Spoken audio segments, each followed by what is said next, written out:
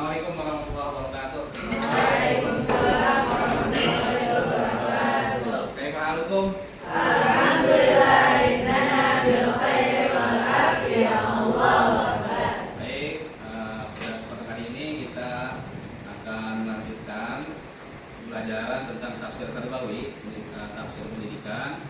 Untuk tema kali ini tentang toleransi menghargai perbedaan dan larangan berbuat anarkis dalam perspektif Al-Quran. Sudah hadir semuanya ya? Semangat hari ini? Coba kita tepuk semangat. 1, 2, 3. Tepuk semangat.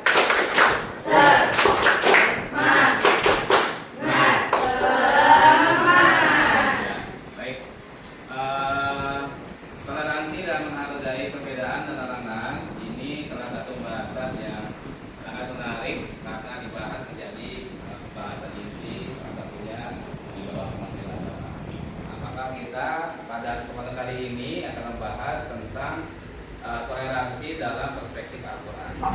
Karena kita salah satu mata kuliahnya adalah tentang tafsir, maka dikaitkan pembahasan ini tentang ayat-ayat yang berbicara tentang toleransi atau moderasi beragama. Nah, pembahasannya pada kesempatan ini ada beberapa hal yang akan kita bahas. Di antaranya ada pendahuluan pentingnya toleransi dan menghargai perbedaan. Lalu juga ada kutipan hadis-hadis dan ajaran Nabi tentang toleransi, menghargai perbedaan itu adalah sebagai sunnatullah, larangan berbahasan anarkis dalam Al-Quran, dampak anarkisme terhadap masyarakat, peran umat Islam dalam menjaga kedamaian. Lalu nanti ada studi kasus penerapan nilai-nilai toleransi, dan nanti ada kesimpulan serta closing dan tanya jawab. Apa manfaat kita mempelajari pembahasan ini? Yang pertama, karena pembahasan ini tentang Al-Quran, maka teman-teman akan bisa membaca ayat Al-Quran. Nanti kita akan baca ayatnya, akan ada prakteknya, dan akan membaca ayat Al-Quran dengan baik dan benar. Nah, dan mungkin diharapkan juga akan bisa mampu menulis ayat-ayat Al-Quran yang akan menjadi tema toleransi. Nah, dan ayat ini nanti dihafalkan, tidak banyak dan tidak terlalu panjang. Dan yang terpenting dia bisa menjelaskan dan memahami apa kandungan yang ada pada ayat-ayat toleransi Al-Quran. Nah, serta dia bisa menjelaskan metodologi pembelajaran ayat-ayat tentang toleransi Al-Quran. Oke. Untuk ayat pertama, banyak ayat yang berbicara tentang toleransi dalam Al-Quran. Ini ayat yang paling banyak dikutip. Ayat surah Al-Kafirun ayat 6. Hafal nggak nih? Nah, apa ayatnya? Menurut ayat ini beberapa para ulama menukilkan bahwa ayat ini menegaskan pemisahan. Kalau masalah akidah, maka ini adalah sudah suatu ranah di mana kita tidak boleh mengikuti orang lain. Tapi bukan berarti kita tidak bertoleransi. Kenapa? Karena ini kaitannya dengan ayat-ayat akidah. Dan ini dikutip oleh beberapa para ulama, termasuk salah satunya Imam Ibnu Katsir. Oke, nah ini ayat yang kedua yang akan kita bahas, yaitu surah Al-Hujurat ayat 13. Nah, di ayat 13 Al-Hujurat ini Allah mengatakan bahwa perbedaan itu adalah sebagai sunnatullah. Nah, maka dari ayat ini kita mengetahui bahwa semua manusia adalah makhluk yang sama, diciptakan dari sumber yang sama. Oke, oleh karenanya coba kita praktekkan untuk pelafalan dari ayat Al-Hujurat 13. Nanti dibaca, setelah dibaca baru nanti bisa diikuti bersama-sama.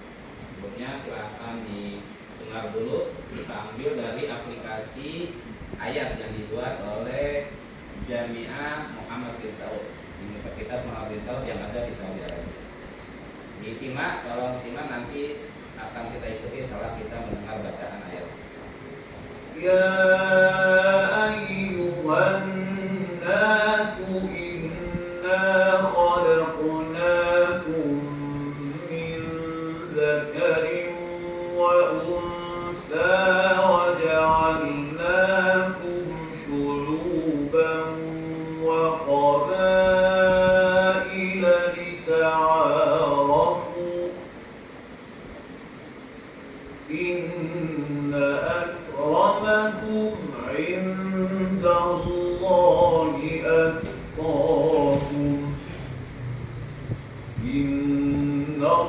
الله عليم خبير.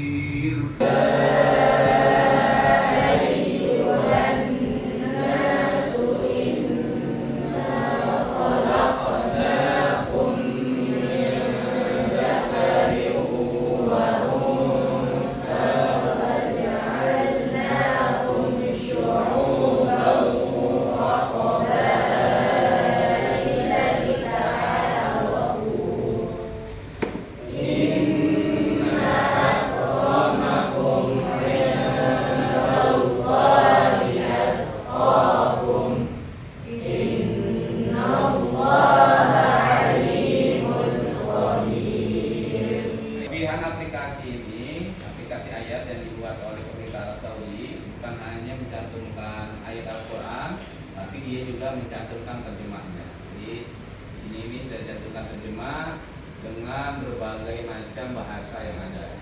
Dan dibaca artinya, saudari Tanti. Ayat berapa ini? Yang kita bahas ayat berapa? 13. Oke. Surah Al-Hujurat. Ayo dibaca dulu artinya, coba. Dengar nggak? Dengar keren. Dengar, ayo. Hai manusia, sesungguhnya kami menciptakan kamu dari seorang laki-laki dan seorang perempuan, dan menjadikan kamu berbangsa-bangsa dan bersuku-suku, supaya kamu saling kenal mengenal. Sesungguhnya orang yang paling mulia di antara kamu di sisi Allah ialah orang yang paling takwa di antara kamu. Sesungguhnya Allah Maha Mengetahui lagi Maha Mengetahui. Kita sudah bahas ada 2 ayat. Yang pertama tadi ayat surah Al-Kafirun. Ayat apa ayatnya? Hukum dihukum waliyadin. Oke, yang kedua Al-Hujurat ayat 13. Ayat yang pertama itu berbicara tentang toleransi dalam akidah. Dalam berakidah kita tetap mempercayai bahwa kalau kita beragama sesuai dengan akidahnya masing-masing. Ayat yang kedua ini tentang bagaimana kita bermuamalah dengan orang lain. Kata Allah Subhanahu Wa Taala, Inna khalaqnakum min dzakarin wa unsa. Bahwa manusia di ayat ini dilihat. Wahai manusia, Inna khalaqnakum min dzakarin wa unsa. Wahai manusia, sesungguhnya kami menciptakan kamu dari laki-laki dan perempuan. Jadi manusia semuanya sama, tidak ada yang agama Islam, Kristen, agama apapun, semua berasal dari satu asal, yaitu Nabi Adam dan Siti Hawa. Selanjutnya kita akan ada 3 kelompok. Kita belajar beberapa studi kasus.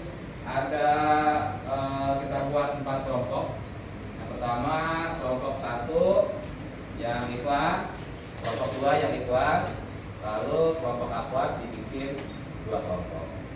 Oke, ada untuk ikhwan ini ada 2 kelompok. Yang pertama sekarang sudah ada kasus tentang polemik sang korek.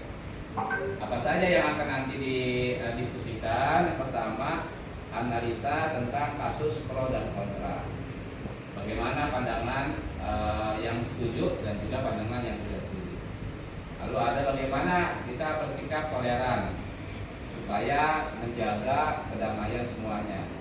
Lalu yang ketiga bagaimana sikap kita menyikapi perbedaan pendapat tadi. Apakah bisa mendatangkan solusi yang lebih baik untuk semuanya.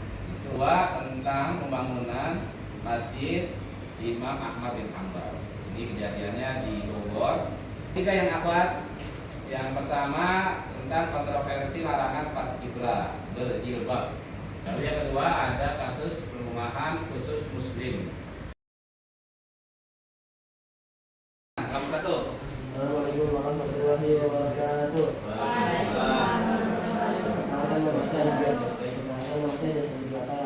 Dari kelompok 1 yang menganalisa polemik sonorek.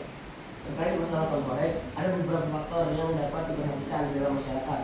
Tentu ada sisi positif dan negatifnya. Sisi positifnya, satu, sebagai sarana hiburan masyarakat. Jadi masyarakat bisa terhibur dengan adanya sonorek. Terus yang kedua, sebagai penggerak ekonomi lokal. Jadi masyarakat yang ingin mengikuti kegiatan sonorek itu akan dikenakan biaya. Terus biayanya akan kita lagi dari panitia sonorek. Bisa saja untuk membangun sarana masyarakat, fasilitas umum. Terus ada sisi negatif juga. Yang pertama, mengganggu halayak masyarakat yang tidak mengikuti kegiatan sonorek. Jadi ada aja yang masyarakat yang mengikuti sonorek, tapi rumahnya bisa dihancur, kacanya pecah, bensinnya roboh. Yang kedua, menghancurkan rumah serta fasilitas masyarakat. Itu yang tadi yang saya sebutin. Yang ketiga, malah memacet total karena karnaval sonorek.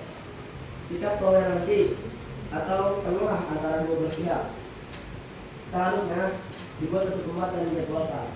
Seharusnya kegiatan sonorek dilakukan di sebuah lapangan yang besar, lalu dijadwalkan. Jangan langsung di tengah-tengah jalan begitu lewat, soalnya merusak rumah. Itu bisa menimbulkan pro dan kontra dari masyarakat. Terima kasih. Assalamualaikum warahmatullahi wabarakatuh. Assalamualaikum warahmatullahi wabarakatuh. Waalaikumsalam warahmatullahi wabarakatuh. Sekarang kembali izinkan saya untuk memberikan sebuah pemaparan yang telah disampaikan oleh Bapak saya mengenai kontroversi Masjid Imam bin Hanbal yang ada di Kabupaten Bogor. Diberhentikan karena kenapa? Karena khawatir akan timbul konflik sosial di masyarakat. IP menjawab soal tanjangan orang berjilbab bagi anggota Paskibraka pada tahun 2024. Anggota Paskibraka telah bersedia mengklaim peraturan yang ada. MUI serukan pengulangan siswa berjilbab. Dan masalah pronya tidak beragama. Pihak yang menentang larangan ini berpendapat bahwa setiap individu untuk menjalankan ajaran agamanya termasuk dalam berpakaian. Kami dari kelompok terakhir yang akan membahas kasus perumahan khusus muslim. Pertama, analisis kasus pro dan kontra. Jadi di kasus ini ada satu lahan perumahan yang dikhususkan untuk orang muslim saja. Jadi orang selain muslim tidak boleh tinggal atau menempati perumahan tersebut. Nah, pertama ada pro dan kontra. Pendapat pro-nya yaitu ketika mungkin tujuan dari si pemilik lahan membuat rumah khusus orang muslim, ketika melakukan kegiatan sosial atau keagamaan, warga-warga lebih leluasa dan lebih nyaman karena satu lingkungan itu merupakan satu agama dan tidak akan terjadi yang namanya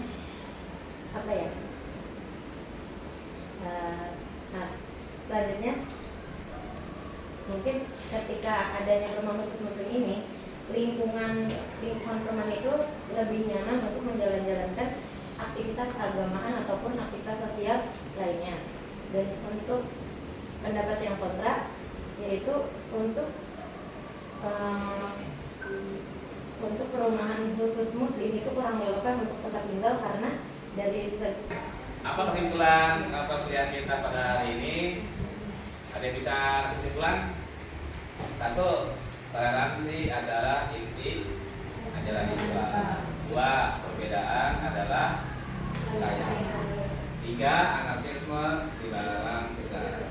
Yang keempat, umat Islam membawa baik. Kita cukupkan.